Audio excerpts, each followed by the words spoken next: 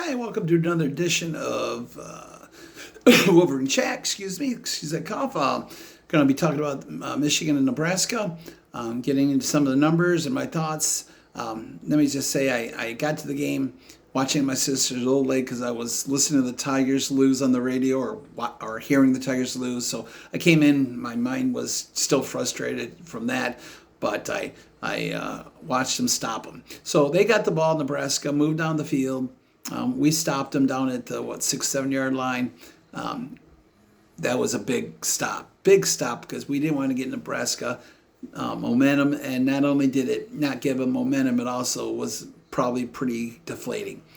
Then Michigan gets the ball, ends up taking a 7-0 lead. We got that down to 10-0 after a Zavada kick, and let me tell you, Zavada is back, but he was never gone. What happened was he missed. People miss, and that's what he did. One was a short little chip shot. The other one, not so short. But up 10-0. They score, we score, make it 17-10. We score near the end of the half, thinking that was the end of the half. We know what happened. Halftime gate, whatever you want to call it. But 20 seconds, we don't call timeout for some unknown reason. We call timeout. They punt because they can't do a Hail Mary on fourth down with 20 seconds to go and take a chance again Michigan the ball at 50-yard line. So we let the clock go down for some reason. We think Nebraska is going to just run out the clock, which is stupid. No, they call timeout with 1 second. And the rest is history. Let me just say this. On Hail Marys, I don't know why teams don't put more pressure on the quarterback. I would rush. Michigan rushed 3. I would rush 4. If you have 4 or 5 people back there, it doesn't really matter. 6. It's just the ball thrown up. Bat it down. Okay, it's not that extra person is not going to make a difference. Pressure on him will. He could actually go over the line of scrimmage. He could be sacked. He could not throw the ball accurately or as far, but just put 4 men or even more. Rush the quarterback. But that ended up halftime. It was I was worried how the boys were going to come out in half. It's very hard to take a blow like that. But they came out solid. I was real proud of them. Got another 10-point lead, 27-17. And after that, Nebraska kicked a field goal, 27-20. Then Zavada with a nice long field goal, 30-20, and that was pretty much game over. They did get a last touchdown, kind of garbage time, kind of not because they still had the extra or the kick, the onside kick possibility, and we know against Minnesota it pretty much happened.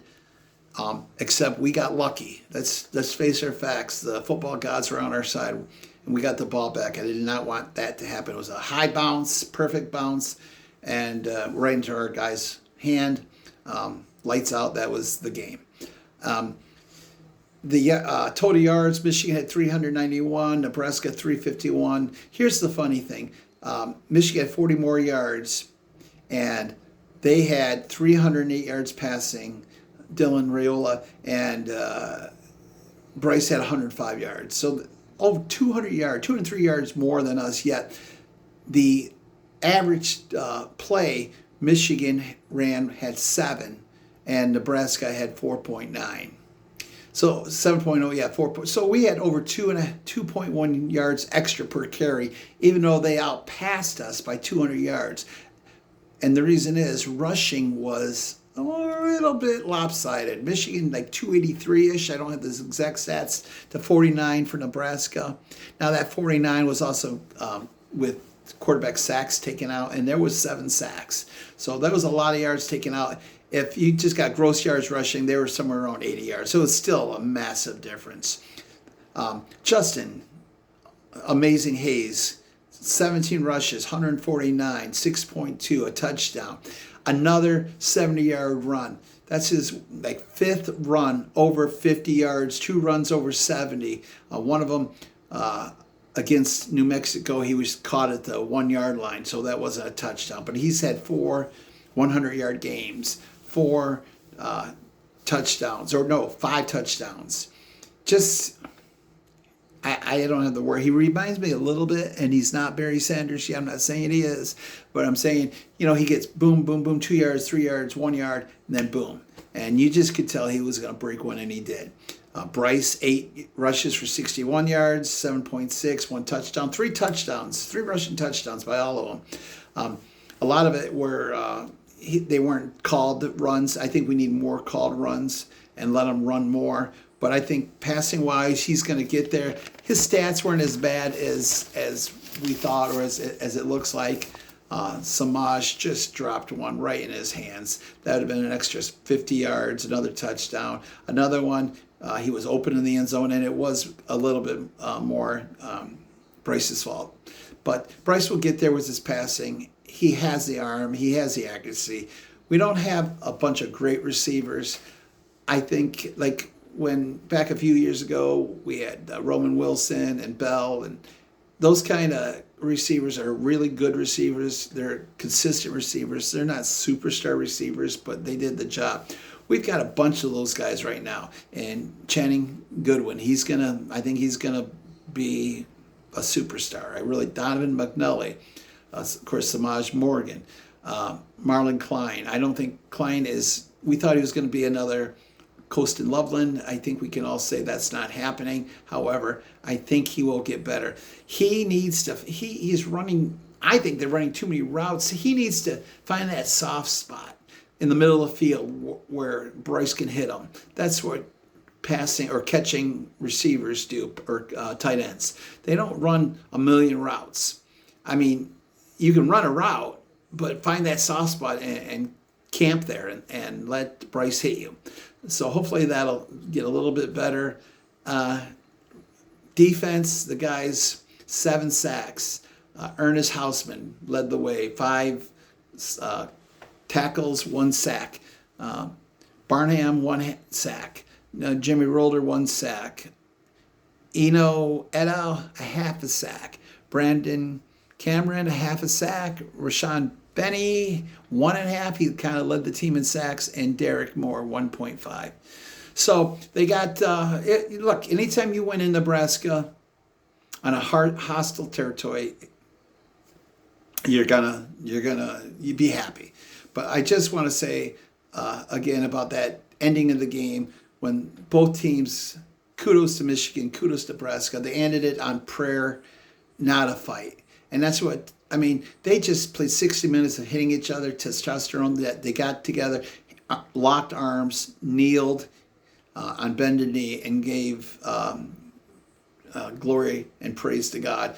I watched the guy preaching. I don't know what he was preaching. I don't know if he was thanking people for the lack of injuries, praying for people that were, praying for our country. I don't know if he was mentioning, the violence with Charlie Kirk.